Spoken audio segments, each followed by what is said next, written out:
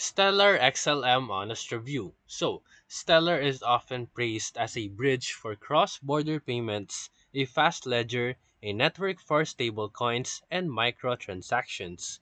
But behind the curtain, there's a lot of centralized control and massive SDF ownership that most marketers gloss over.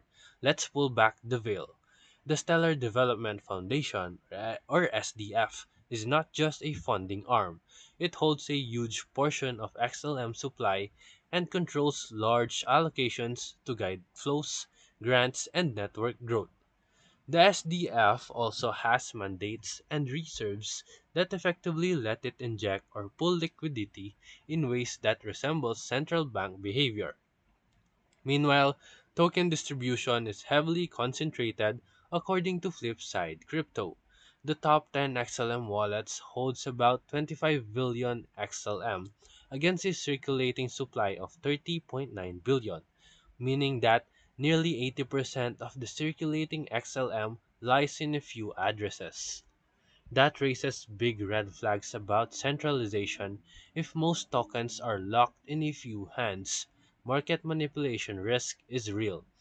The network may be fast and functional, but governance and token supply dynamics are tilted.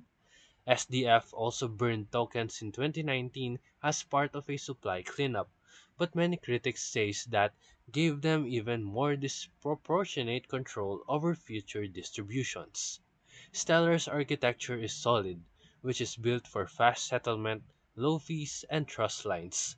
But unless you are watching the allocation moves and SDF proposals, you are operating in half-light. The pros of this platform or this coin is that it has fast throughput, low cost, strong ecosystem support, real use cases in remittances and stable coins.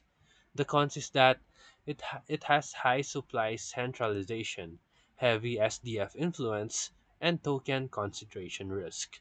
So for final verdict, Stellar is technically strong and has legitimate use cases, but don't drink the decentralized miracle hype. The network is built for and steered by big players, and as a holder, you are trusting them with much of the control. And that's it. So if this video helped you, make sure to like and subscribe. Thank you for watching.